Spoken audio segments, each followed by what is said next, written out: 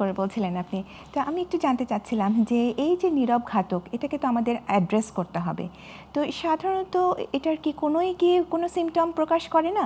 এটা কি সবসময় অ্যাসিম্পটোমেটিক থাকে নাকি কোনো ক্ষেত্রে সিমটম না না সহ অবশ্যই আসে? অবশ্যই সাধারণত যখন হাইপারটেনশন হয় আমাদের কয়েকটা জিনিসের প্রতি খুব মনোযোগী বা মনোযোগ দেওয়া উচিত। আচ্ছা। হাইপারটেনশন অন্যান্য সকল রোগের মতোই শরীর এমন একটি অর্গান, এই অর্গানের মধ্যে যদি কোনো একটা অর্গান ডিসফাংশন করে সে সিমটম আপনাকে কোনো না কোনোভাবে দিবে।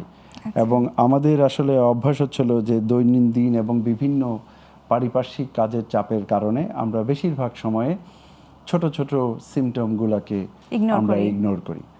হাইপারটেনশন তো একবারেই প্রেশার বেড়ে আপনার 200 মিলিমিটার মার্কারি কারো হয়ে যায় না, আচ্ছা। গ্র্যাজুয়ালি বাড়ে। আমরা যে নর্মাল লিমিটটা বললাম, মনে করেন 90 to 130 এবং নিচে 60 to 90, এই লিমিটটা আমরা বললাম, এই লিমিটটা গ্র্যাজুয়ালি বাড়বে। আচ্ছা। বাড়লে পরে যখন অল্প বাড়বে তখন অল্প কিছু সিমটম দেখা দিবে, যখন বেশি পরিমাণে বাড়বে তখন আপনার ভয়াবহ সিমটমগুলো দেখা দিবে।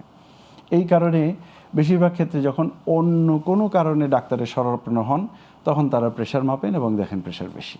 আচ্ছা। এইভাবেই ইনসিডেন্টাল ডায়াগনোসিস হয়, কিন্তু তারপরও বেশিরভাগ ক্ষেত্রে এইভাবেই ডায়াগনোসিস হচ্ছে। আচ্ছা। এখন পর্যন্ত এভাবেই ডায়াগনোসিস হচ্ছে। তারপরও আপনার যখন প্রেশার বাড়ে তখন মাথা ঘোরানো, ঘাড় ব্যথা করা, মাথা ঝিমঝিম করা, ঘুম না হওয়া এবং শরীরে এক ধরনের অশান্তি, এই সিমটমগুলো পেশেন্টরা অহরহই ফেস করে। এবং এইগুলো এত কমন সিমটম যে অন্যান্য বিভিন্ন আপনার পারিপার্শ্বিক কাজের মধ্যেও এই জাতীয় সিমটম যেহেতু প্রকাশ পায়, এটা যে প্রেশার থেকেই আসছে এটা সাধারণত আমরা ইগনোর করি। আচ্ছা। তবে আমি বলবো যে প্রেশার মাপাটা এখন এত একটা স্বাভাবিক একটা ব্যাপার এবং এতই সব জায়গায় অ্যাভেলেবল হয়েছে যে অল্প সিমটম হলেও আমাদের প্রত্যেকেরই উচিত কখনো না কখনো প্রেশারটা মেপে দেখা যে এটা স্বাভাবিক অবস্থায় আছে কিনা।